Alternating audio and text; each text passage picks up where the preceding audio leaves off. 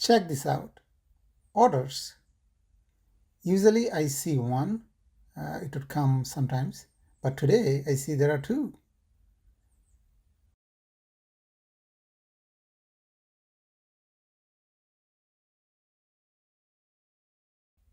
Even the ducks are scared over there.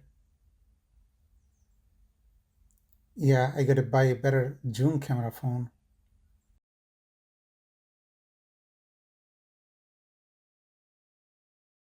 Here they are. It looks like mother and son, or daughter, maybe. Probably she's teaching him that this pond is her territory and maybe pointing at me and saying, ignore that dude. He's just a human. He keeps the pond clear for us and pay the property taxes. But we otters actually own the pond. Yeah.